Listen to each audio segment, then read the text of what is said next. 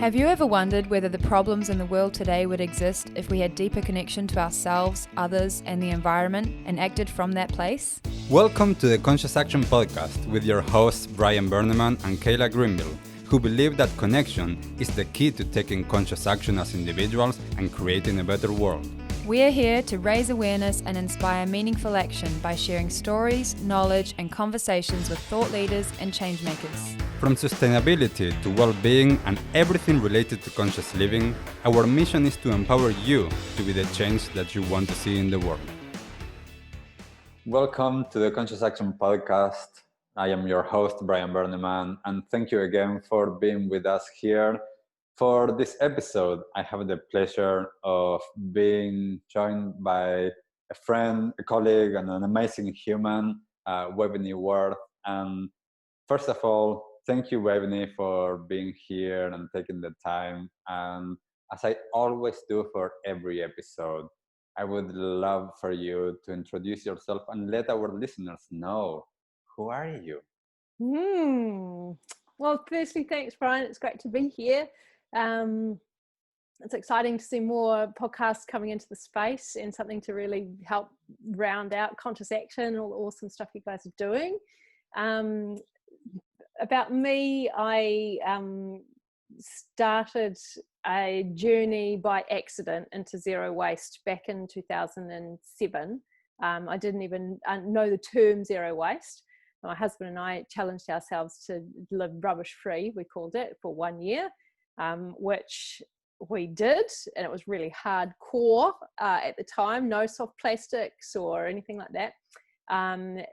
That kind of got a bit of traction back in the day with media. We do have a website still, so it's rubbishfree.co.nz, which is just like a place to go to find out information about zero waste stuff.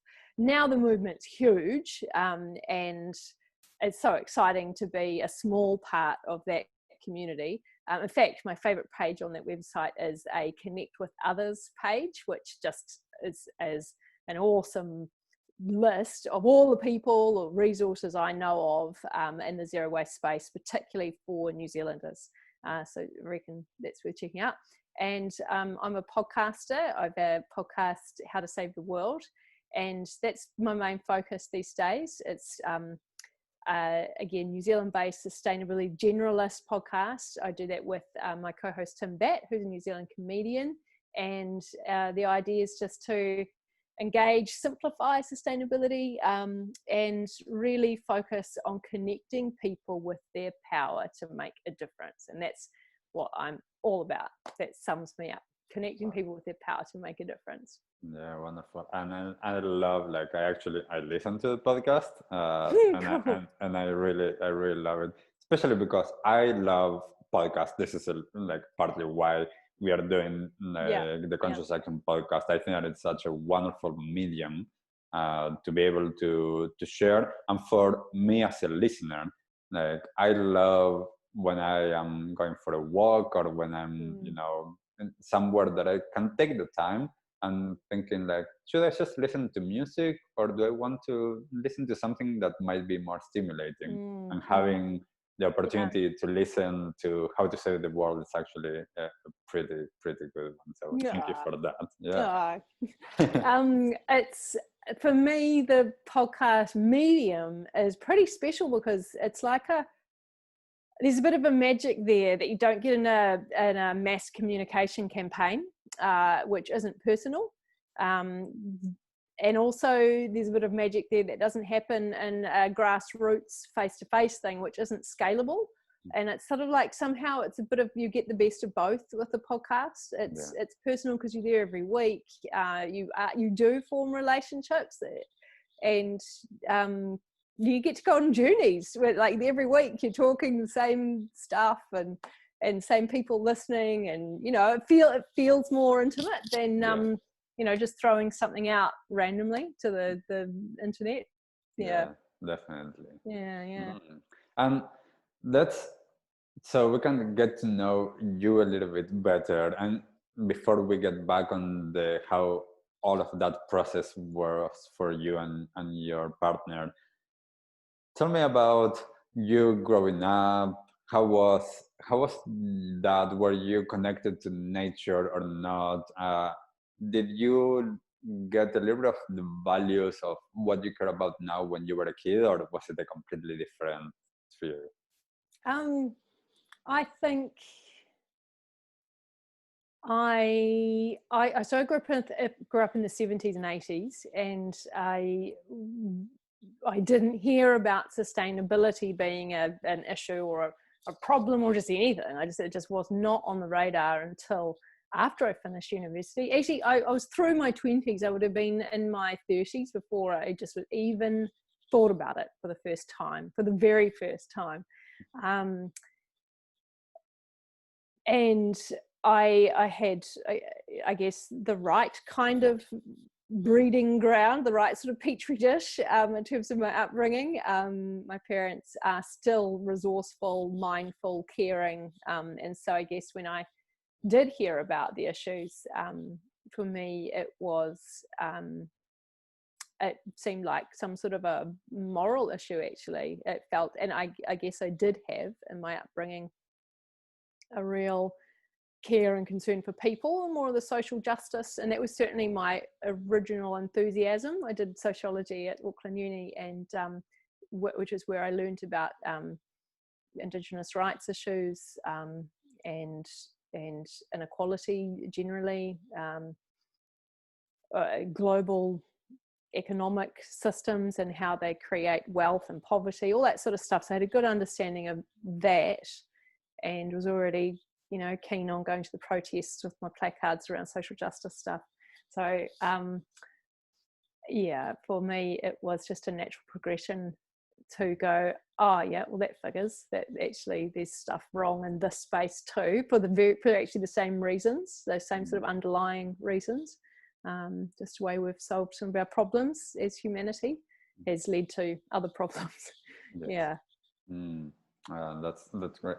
It's always so interesting for me to hear a little bit of that, because we all come from such different backgrounds, and there's always, like, I find throughout our journeys, there's some moments that we learn something and that really like changes our focus, and sometimes it's a completely new world, and sometimes it's like, I've been prepared for this. Like, yeah. And for me to get into, to make that transition into, like, for example, prior to my sort of eye-opening understanding of where we're actually at and what our issues actually are, I had a friend when I was at high school who was into Greenpeace, and her parents are hippies, actually, like proper hippies. And I remember thinking, well, yeah, I suppose so. If you're into pandas and stuff, that's cool. But I think that people is more important. I'd rather, if I'd have the choice between giving my money to pandas and giving my money to, refugees or, people in developing countries or famine relief, then I want to support the people. And that was really my my understanding, which clearly wasn't an understanding at all. And I actually recall her trying to explain, but this is like, 15 years before I was going to take anything on board. And I remember feeling quite secure in my own thinking about it. And so it was actually The Inconvenient Truth, Al Gore's movie, which was, whenever that was, early 2000s. That was the first time I was like, oh. And then after that, it's like, once you've got a new lens, then you start to pick up. Suddenly it's just like, it was in the media, and all the other Story of Stuff was another big one where it's like, oh, now I've got a language to articulate some of this stuff. It's interesting how some documentaries are able to spark that in so many. I've told the story many times, but the reason why, in a sense, the catalyst for starting Conscious Action was actually going to a screening of the Plastic Ocean documentary.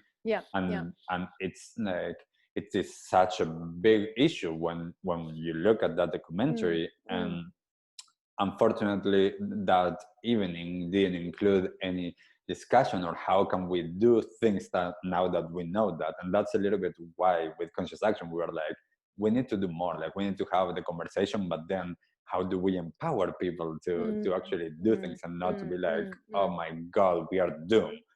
Don't you feel like there's a knife edge? I've always felt this with communicating, that on the one hand, if you don't communicate the urgency, then people be, oh, well, you know, let's just all carry on because it's easier. Yeah. On the other hand, if you do communicate the urgency, it's like people flip over into the other side without even stopping for a breath, and to go, oh my gosh, it's too hard, it's too much, it's too overwhelming. So you're dealing with a really delicate story and narrative, really delicate. And this is why, for me, conversations are so important, to be able to actually navigate through that fine line between this is overwhelming and there's nothing to do, and actually this small action matters. And how does that look for every person, that it's going to be different. I think that is one of the keys for me in terms of being able to create that, because I do believe that as individuals we actually matter, and we can take responsibility, and every little thing that we do matters without putting too much pressure.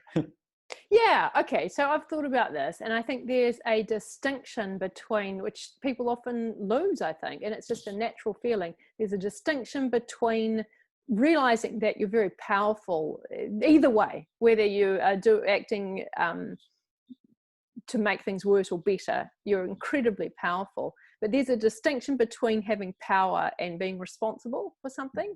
And so just because I'm saying, guys, you know, we have the key here, we all have the key to make a difference, it's quite different to saying, oh, it's our fault, and oh, you should all be feeling very guilty if you're not doing this or that. Like, it is a huge difference between power and guilt, and I think you can have one without the other. Yes, definitely.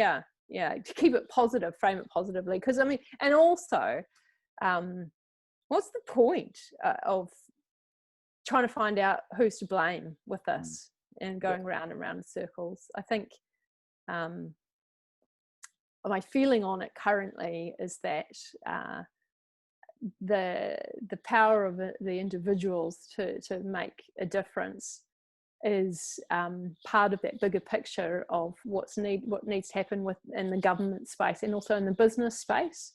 And it's like those three components are essentially all things that need to happen all simultaneously. So it's like you hear a lot about, oh, well, the government should be doing this or that, or I can't buy this stuff because businesses don't make it. But it's just this, and the exciting thing is, because on the one hand we're saying, oh, this is all very complicated and difficult, but actually the exciting thing is that it is happening. We're seeing government, business, and all of us as individuals making the thousands of little changes that we need to make, and it's happening. And even though it can feel in the scale of the problem too slow, I think in the scale of human psychology, it's incredibly fast, incredibly. Like, even just look 5 years ago, when you think about the scale of humanity over tens of thousands of years, and the fact that we've always gone in a direction towards growth and efficiency, and just, if you can do something, then you should, to be able to turn that around in, say, 5 years, and then if you think again in another 5, so a decade, to turn around that momentum and have a new generation of people going, how about we have conversations about balance? How can we, you know, in order to be on this planet, how can we refrain? How can we do things actually in a way that biological life, all life form, doesn't usually inhibit itself? It's like, that is actually huge, and I think that we should all be really encouraged that we actually are on that journey. You know, we're pretty amazing. Yeah, definitely. And this is one of the things for me, like, I mean, for me, there's connection is always number one, like understanding our connection with ourselves, with others, with the environment, but then to be able to have compassion, that is key, like that compassion to ourselves and not being too hard on you, what you were saying about that power response. Being compassionate with ourselves, and when I can be compassionate with myself, also understanding that I need to be compassionate towards others, and we are all in our unique journeys, and understanding that it's huge. That's an interesting one, Brian, because like I think I'm a bit naturally more compassionate to others than to myself, in terms of like often think, oh man, I know all of this stuff, and especially doing a generalist podcast, I've ended up knowing a whole bunch of stuff that I never used to know, and you know, I can't implement it all. There's stuff I do that I know I shouldn't do, and I do feel guilty actually, so it's like I've got to practice what I preach. Yeah, and I mean, and that's it's one of the key things, that we can't do everything. And I believe that for everyone that starts to open their eyes to all of these issues that we're having and to how we can solve them, especially as an individual, there's too much. Like I'm like, and it happens the same for me. It's like, oh, like cool, like I'm reducing and I'm going zero waste. I'm reducing all of my waste. I'm not using any single-use plastics. And then it's like, water, fresh water, and then that, then like the fashion industry, then this, and it's like being able to be like, let's take a breath. And let's figure out, where do I want to focus? How do I take and I think it's totally actually, and I do try myself to have, like, so it started with zero waste, which I always call the gateway drug to sustainability. It's just so tangible. I'm not necessarily saying it's easy, but I think tangible makes a big starting point, because so much of it, like carbon for me, has always felt incredibly intangible. Like if I'm standing, say, in a supermarket trying to decide if this item is okay for the planet, if I'm doing it with a carbon lens, it's quite a tricky thing, whereas if I'm just doing it with a plastic free lens, it's like boom, suddenly it's become easy and tangible. So anyway, that's where I started, because it was conceptually easy and powerful. It's one of those beautiful big things, one simple concept that knits almost every action in your life into a certain direction. But now I'm focusing on learning to grow stuff and permaculture, understanding. I'm lucky enough to have a bit of land, which is an old permaculture farm. So I feel I want to be a good custodian of that. I'm actually doing a permaculture design certificate right now with Trish Allen and this guy Gunther. I can't remember his last name, but he's awesome as well, and it's like earth building and a really great head around the energy stuff as well, and systems design. And so that's kind of my edge at the moment. And what was the other thing? Oh yes, the thing that I know, at least two things for me that are coming. I think I'm starting to focus on my wardrobe. I've always just been like into the op shopping, and now I'm like, I think I want to like put a bit more attention into that and work out how to kind of crack that in an ethical, sustainable way. And then energy, carbon, I think, is like the obvious, like that is the big thing. So at some point, I think in 2021, I'm going to try and aim to get my head around those things. And just because I know the story, but not everyone knows the story, can you share a little bit how the decision came to be the rubbish-free or plastic-free with you and your partner, and how was that beginning, and then how it kept on going? Well, it's interesting you say you know the story, so I wonder if it'll be the same story. And my husband and I tell it differently too.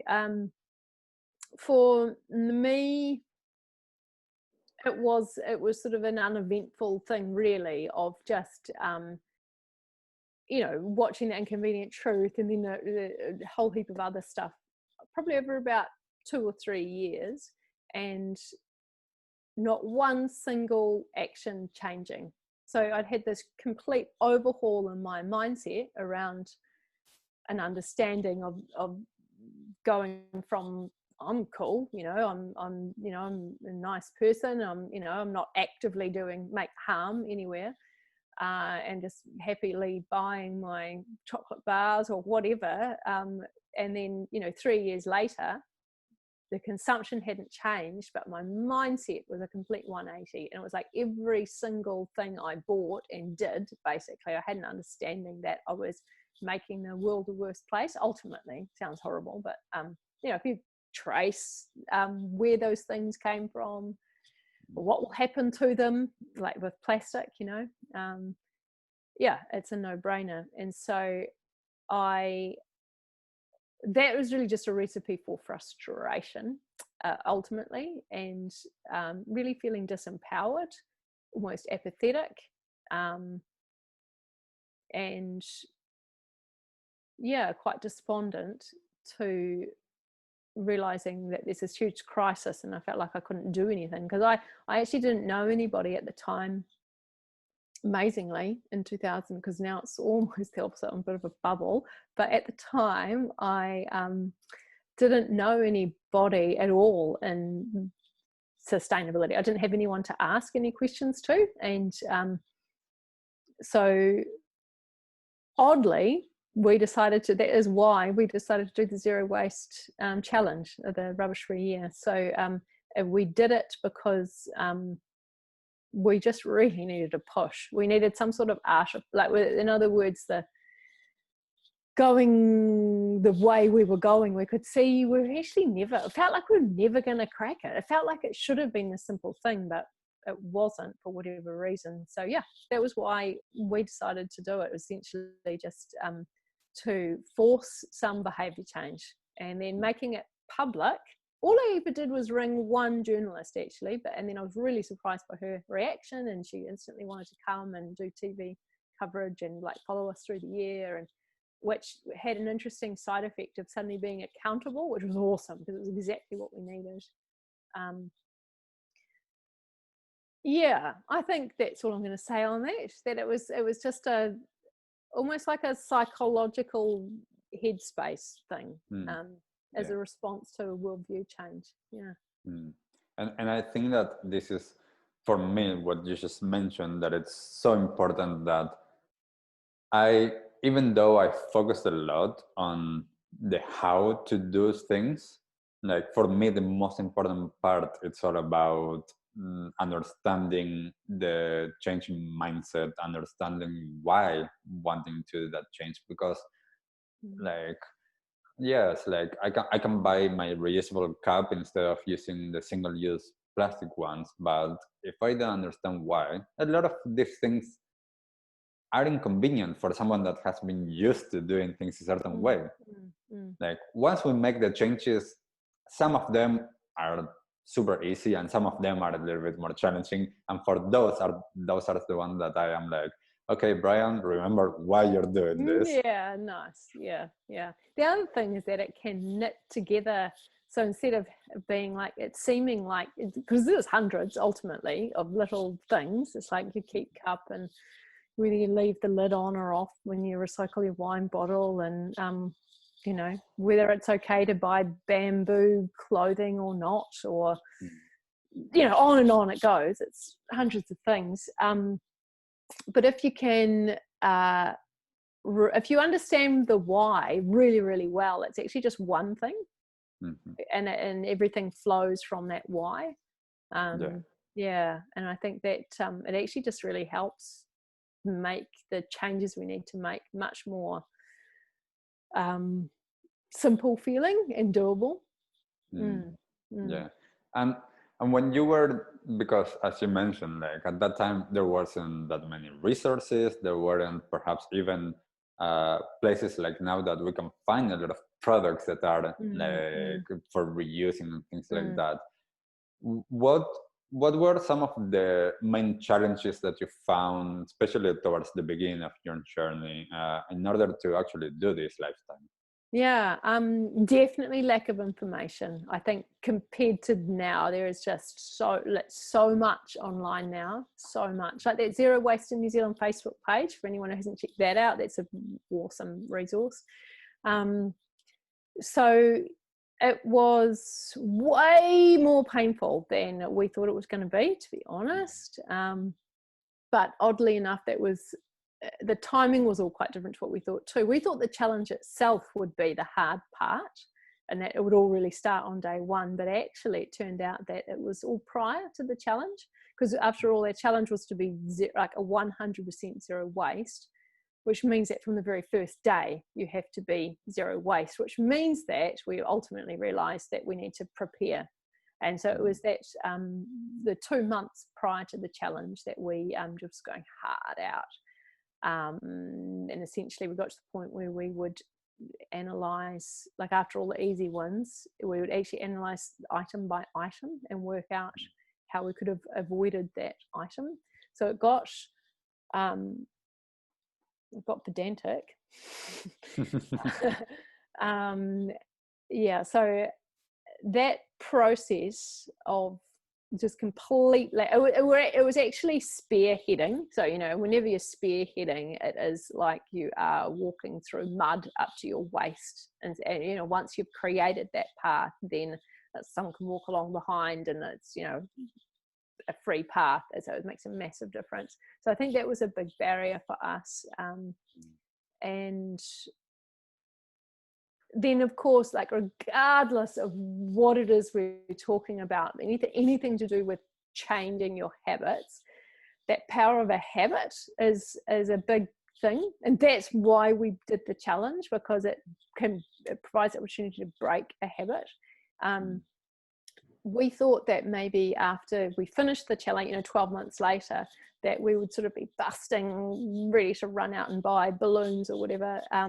But it was really interesting. When we finished the challenge, we just carried on, and we realized that there was absolutely no effort living this way. At first, when I made the switch away from doing all of my shopping at the supermarket, I was spending maybe 3 or 4 times longer shopping, particularly that bulk bin shop. Like for us, it was bin in. I would go every week because I just hadn't worked out a new system and a new habit. And actually it was like quite blatant that I realized that you do not need to go and buy dry goods every week.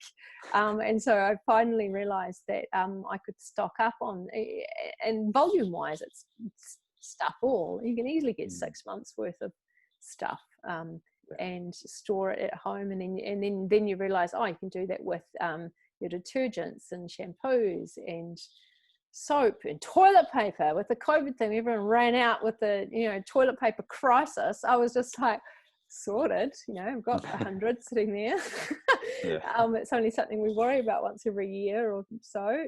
So yeah, in terms of just going back to your question, the barriers that we face, changing habits really hard, but the positive side I'm trying to emphasize is that once it's done, it's like it is no harder. I really don't think it is. I don't think, you know, all these inconveniences of being more sustainable, it's not. I think it needs to be reframed as an inconvenience of changing a habit, and the I guess the human aversion, for very good reason, of going off a trodden path and going to the effort of finding out how you're going to do something differently. That's where the effort is, and that's the frustrating part, not the actual end habit at all. Yeah. In fact, so yeah. Also, you go. No, I was going to say it's interesting for me because like this is like the bulk of the work that I do is actually like in terms of mental well-being and the neuroscience behind how our mind works, and that changing of habits and our patterns. And I find that is definitely the hardest part. I don't think that like a lot of people like recently now, because of plastic free July, like a lot of people saw that like my little chart with like my last 2 years of rubbish, and I'm like, it's not hard. Like I don't feel like it's hard. Like once I made the decision of understanding why I cared about it and saying like, you know, I'm going to do my best, and I was able to actually get resources and easily like do this for that, and like but then I found that the biggest thing for me was the fact that slowing down my pace of life, which then meant it's easy to go to a farmer's market to buy my food, so I don't need to go to a supermarket. It's easy to go to the bulk bin place. I also like stock up for quite a while, but it's easy to do that. It's easy to not have to like go to different places with a car. I can walk around because I live a little bit slowly. A lot of the changes that might seem, as you said, like not that convenient are not that easy when there's not that much of a hurry in life.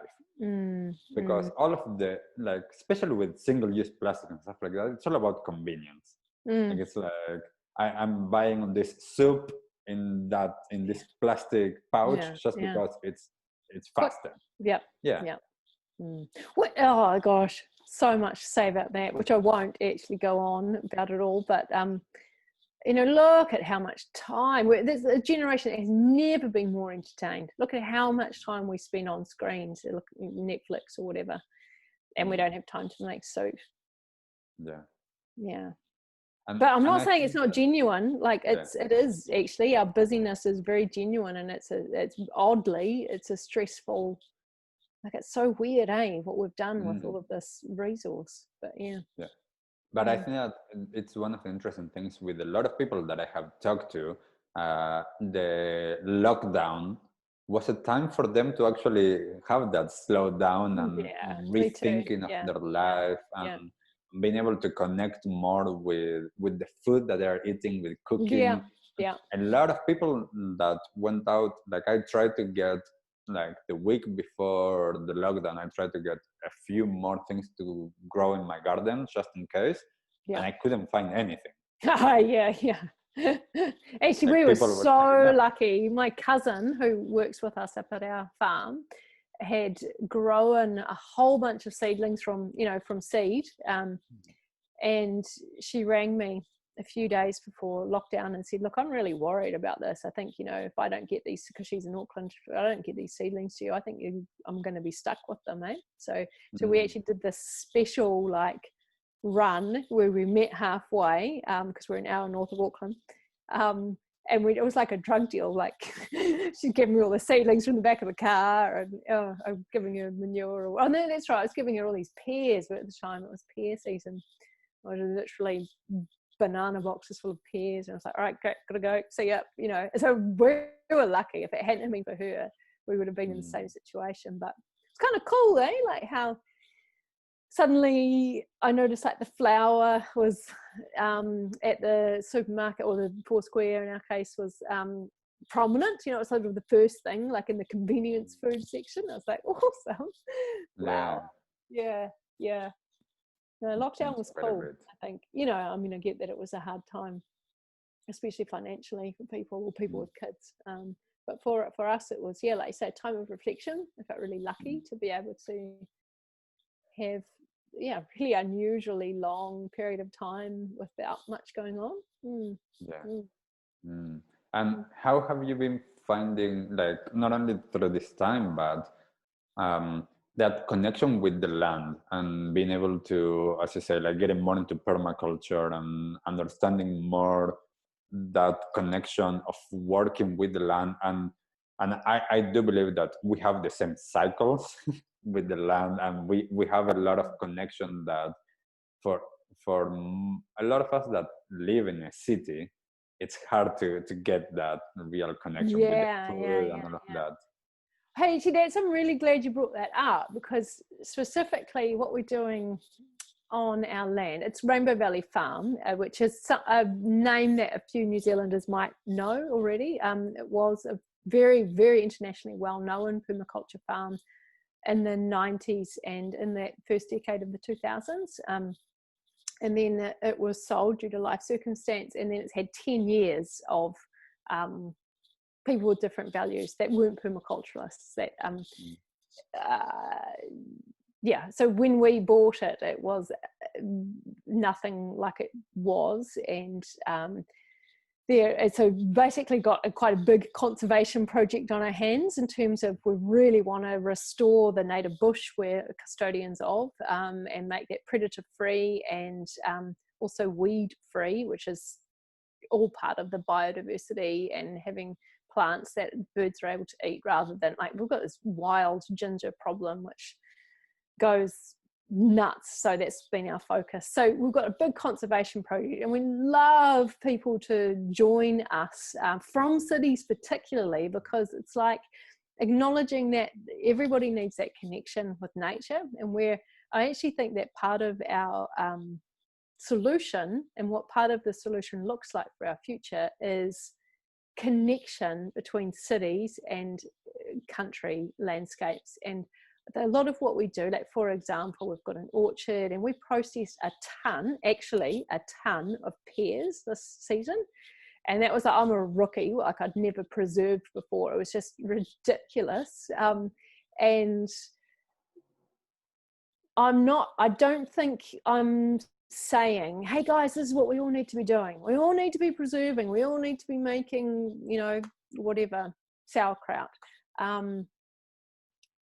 This is all just, thoughts and progress. But what I'm thinking is that I reckon it's more about partnership actually. And so I really like the idea of Rainbow Valley being a connect, like for the immediate community, for everybody, a connection. But I particularly like this idea of this urban, rural kind of like, I don't know, mainline artery sort of thing, where it could be a road well traveled, where the land nourishes the people and the people nourish the land. That's actually our whakatauki for Rainbow Valley.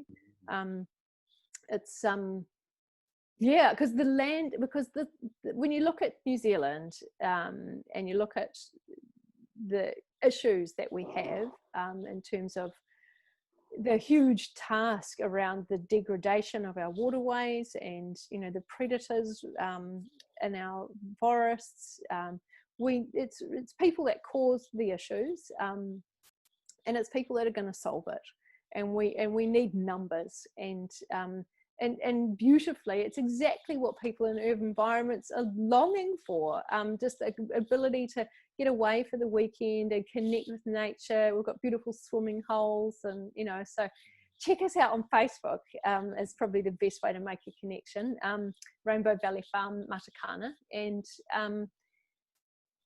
so there's the conservation side, but then there's the permaculture side, which, well, actually, permaculture is big. It includes everything. So actually, I guess what I mean is the yield, like the things that you do that will produce a yield, whether it's a vegetable garden or an orchard or a tree you might plant specifically for firewood. So that yield focus, we're really keen for to work out how Rainbow Valley can be a demonstration working permaculture farm again. Both my husband and I have focuses off the property as well. So I don't think we'll be the Joe Palasha and the Trish Allen who developed it. But nevertheless, we're holding that space and we really want to facilitate that. And we're working with some cool people actually already who are wonderful and coming to help with like the gardens and food forests, and we've got you can do courses and things at Rainbow Valley, so check all of that out online. So there's heaps happening in that space, and it's good for me personally because it's feeding my soul. I think I wanted to have an opportunity to just simple stuff like see the stars at night, sit around a fire, go for a walk in the bush.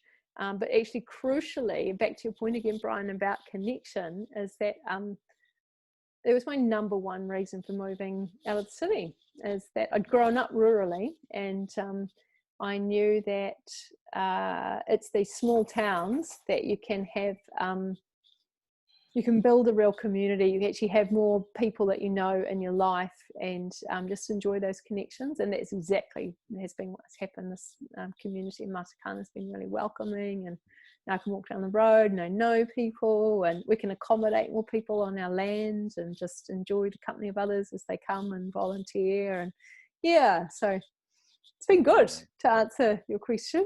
Yeah, that's beautiful. Yeah, I think it's an interesting thing of understanding, like especially for here, like New Zealand, that it's such a small country. Being able to get, oh, hello there. We have a little dog. um, we like it's easy to go to different places. Like I know, like back in Argentina, for example, like if I wanted to go somewhere, like I knew that I needed to travel like 5 hours minimum. Gee. And then I'm like, do I want to spend 10 hours of my weekend going somewhere, or No, do I just want to stay yeah. here?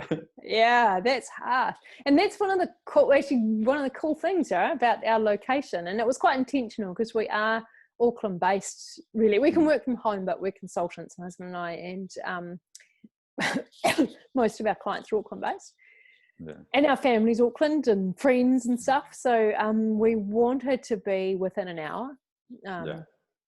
And it's working really well to have that connection. I love. You do remember that Living the Change film that Happen Films put out a few years ago, which we were Yes. in, and people said to us, "Oh, you guys, you're one of the only examples in that movie of people living an urban lifestyle, and now I can see how I can do it in an urban way." I felt so guilty when we took off and went and lived in the country.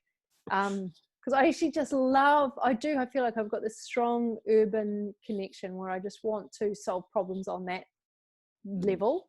Like I think if I'm providing a solution, like say on the podcast or wherever, of like, oh, if you want to feed your dog zero waste, then just feed them possums. It's like, well, no, that's not going to work. It might work for me, but I really want to crack this for people in an urban environment. I feel quite passionate about that. And I can see that this farm is part of that in some way. It's all very much a work in progress. Beautiful. Yeah, and I'm really looking forward to one day soon being able to go up there and to see it and just to spend a lot of time there. Yeah, absolutely. Love to have you for sure. Yeah. So it's just because I'm aware of time, and we could be completely like going for hours and hours and hours talking here. I want to ask you a few last questions that I ask to everyone that is a guest on this podcast. And the first one is, what is one resource that you would recommend to others? Well, I don't know. How about just top of mind, something I found last week, which I thought was really cool. I am particularly interested in terms of what I spend my head space in. I'm always trying to nut out sort of the big picture, like the really big picture of how all this fits together. And I came across Nate Hagen. I hadn't heard of him, but apparently he's well known enough. He's a university professor over in the States. And he's like multidisciplinary, which is, I love. So he's just stitching together science and economics and, anthropology. And I actually came across him because in lockdown, another podcast popped up, which was from Happen Films. And they interviewed him, and I listened to that, and I suddenly realized this guy has got some cool stuff on YouTube. So if you're a big picture thinker and you wonder if you want a narrative, basically a story that is going to link everything together, it particularly was quite helpful in terms of understanding energy and how really everything to do with our current situation is to do with this free supply of energy we've got basically from previous millennia from oil. So I'd recommend him. He was cool. Beautiful. Awesome. What is your one go-to tip? If someone tells you like, just give me one tip, what is your tip? It used to be, avoid plastic, and cool, that's still cool. But my current thing is buy local. Not just buy local, but be local. Like just and not just going, great, I've done that, but like, no, now that you've done that, how can you do this? It's like just constantly bringing every decision, whether it's a purchase or something you're making or a friend you're seeing, bringing it all local, Yes, and I love that partly because like the more that you bring it closer to you is that local community and then your neighborhood Yes, and yes, then and like then your your blog. property. Yeah, Yeah, exactly. Yeah. that's a good one. I'm I always like I'm that. always looking for the one thing, you know, the like just one simple thing that's gonna keep you going, keep you on the road, Yeah. and keep you Mm, motivated. Yeah. wow, cool. And what was your latest act of kindness? Latest act of kindness. Yes. Gee, I wish you'd given me some warning to think about that. um,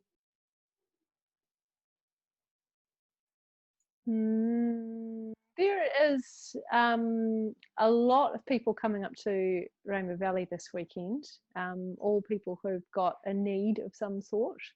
And we are just really happy to open the doors, whether it's sort of like, you know, friends and family sort of respite type stuff, or whether it's just people that are like amping and excited about permaculture and looking for opportunities to explore that. So yeah, love that opportunity to be open. Cool. Awesome. And one last question, and this might be a big one. What is the one thing that you wish that everyone in the world knew?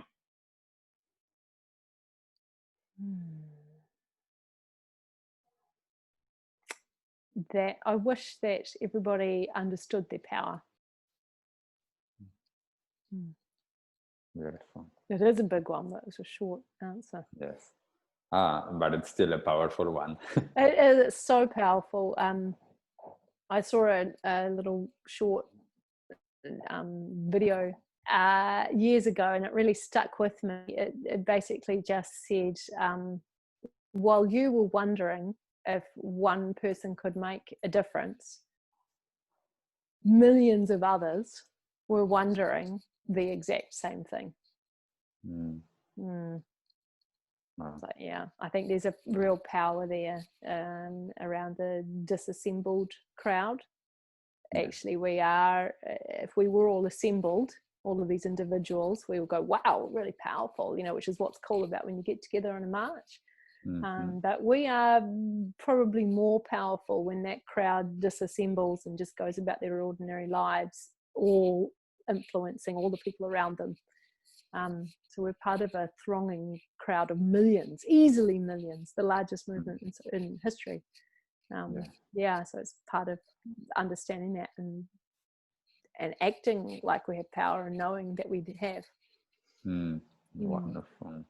And just to finish, you already mentioned a couple of things, but how can people find you? How can we help promote you? How to save the world? Yeah. Can they go there and Rainbow Valley Farm?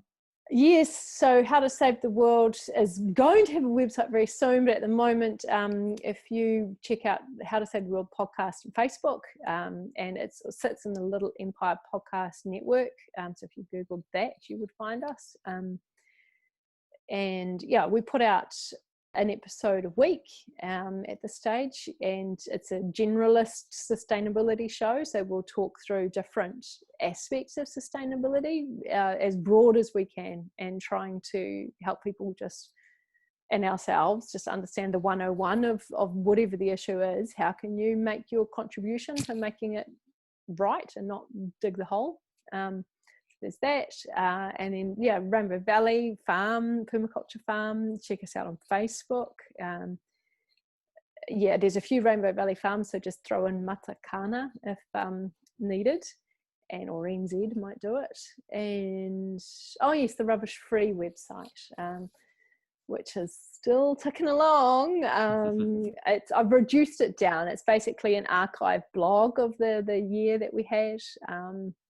And a sort of bit of a database on, you know, various components of your life, like with stuff in the laundry, bathroom, kitchen that you might need to understand if you're wanting to, you know, find a product or crack how you might live without plastic in that particular area. And that is rubbishfree.co.nz. Awesome. Cool. Thank you so much, Waveney, for being here and taking the time to chat with me. And I do hope that I'm able to go and see you sometime soon up there in Yeah, Matacana. yeah. Yes, thank you so much. And I know from so many people that you have inspired them. And so thank you for what you have already done for this movement and for what you continue doing. Kia ora. And thank you, Brian. I feel the same way about yourself and the work that you and Kayla do. Building, particularly focusing on building a community, which is a beautiful thing. Yeah. Thank you. And thank you for everyone listening to this episode. If you have any comments or anything that you would like to share from what you have learned during this episode, or just something that you would like to ask us, just put it in the comments on the episode, and we'll see you on the next one. Bye. Bye. What did you like the most about this episode? Take a moment to think about what change you can make in your life today. Share your conscious action on social media using #ConsciousAction and tagging @ConsciousActionNZ so we can celebrate your impact on the world and create a ripple effect. One easy action we would love for you to take right now is to share, like, and subscribe to this podcast. This will help us get these messages out into the world and inspire more people to take conscious action in their own lives, contributing to the better world we hope for.